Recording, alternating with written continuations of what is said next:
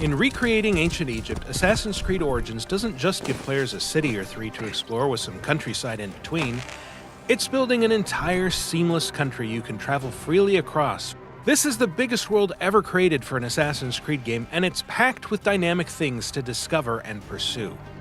You know, when we started by saying let's do ancient Egypt, it was going to be a country. Ancient Egypt meant many things for us. It meant, yes, cities, but also all the wilderness areas, and we wanted to show the diversity of this wilderness and something that people, as they play the game and get into hours and hours of it, they're constantly seeing new stuff from the world, from the environment. The team began with a world around the size of Assassin's Creed 4 Black Flags, with one important difference: it's all land. Well, it's mostly land. No matter where you are, there's a density to the landscape that creates a feeling that there's always some area you haven't explored, something you haven't uncovered. In terms of the granularity of the details, the experiences that you can have, the things you can run into, the NPCs, the animals, the fauna, it's much, much more dense. So this is definitely, in terms of content, the biggest world we've ever built. We wanted the exploration of the world to really be jaw-dropping. We wanted people to be lost in this world for hours and hours, so the game is quite huge. The world is massive. Egypt, even in the game setting of 49 BCE, was never an undifferentiated landscape of deserts, pyramids, and snazzy headgear. It was huge and cosmopolitan, a hub of trade, agriculture, and craftsmanship. From Alexandria to Memphis, Egypt was a place of geographical contrast and cultural diversity, and recreating the entire country as a single open world is one of Assassin's Creed Origins' greatest achievements. So if you go into Alexandria, it's a very Greek city, a very big and broad streets. And then you go into Memphis, it's very crowded. And all of this is based on the historical research that we do. So we learned, for instance, that the Memphis is very close to the Nile, and that the course of the Nile changed with centuries, and that it affected how the city was built. And so in return, that affects the way that we create that city, and that is what players will experience. A city filled with water, with caves, with surrounded by the Nile, with boats around. So very, very nice and rich city. So historical research is very important for us. Next to capturing the scale and detail of Egypt, the game's biggest task is to fill its vast spaces with interesting things to see and do. The Egypt of Assassin's Creed Origins is a dynamic place, one where you'll always be able to find wildlife to hunt, a secret to uncover, a bandit gang to raid, or a quest to pursue. In fact, you'll need to discover the game's quests on your own, and there are multiple ways to do it.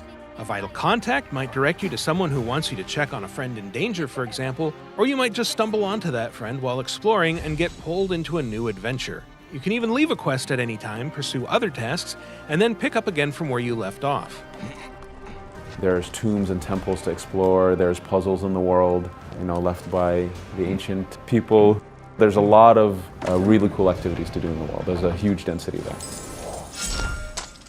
Assassin's Creed Origins is set during the reign of Cleopatra, an extremely tumultuous and pivotal era for Egypt, and one that fits in well with the series' preference for periods of conflict, upheaval, and massive societal change. The game takes place during her ascension to the throne.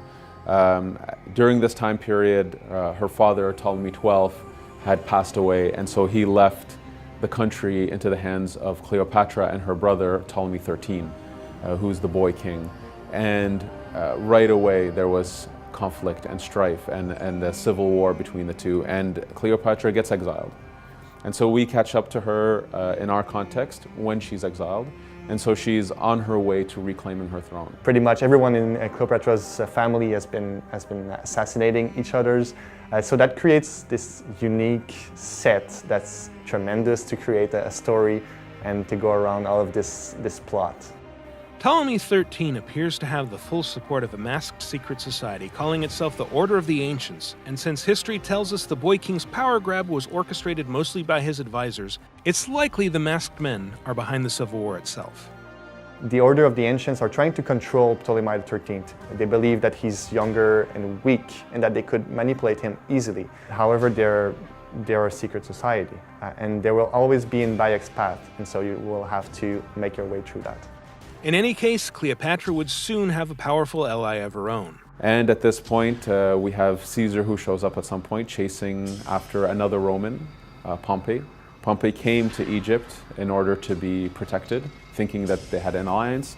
But Ptolemy, knowing that Caesar was coming, he decides to assassinate Pompey as a gift to Caesar, which only infuriates Caesar, saying that he was my enemy, but he was also Roman. You cannot kill a Roman like that. And so this pushes him to ally with Cleopatra. And so we get to meet these key central figures. So Caesar being, this legendary tactician, I think one of the most epic historical figures that we can possibly have in the Assassin's Creed series. We wanted our players to experience it sort of as if, for Bayek, these are also at some point gods. Cleopatra, Ptolemy, they're considered to be gods in this world. And as he meets them and he's almost, in awe of who they are, as soon as he meets them and he realizes these are human beings with their own flaws and weaknesses and strengths, and he connects with some, doesn't connect with others. And we want it to be a reflection of how, hopefully our players can also envision these kind of people. Have them boiled to death inside a bronze bull. Goddess, no. They were coerced. Bayek's quest isn't just about exploring ancient Egypt or defying the Ptolemies, or even fighting the masked agents of the Order of the Ancients. It's about finding a new place in a world whose changing traditions have made him obsolete, and it's a quest that will lead, eventually, to the founding of what we now know as the Assassin Brotherhood. From the start, we know that assassins are fictive characters, so it's all right. We acknowledge that this is not a documentary, even if we're based off history, even if history is our playground and we like to play with it. So Bayek, within that environment, even though he's fictive and he interacts with real people, we try to make it believable. That really rootens him into the realm of Egypt. Assassin's Creed Origins is coming October 27th for Xbox One, PlayStation 4, and PC. To find out more, check out the other videos on this channel and visit us at Ubiblog.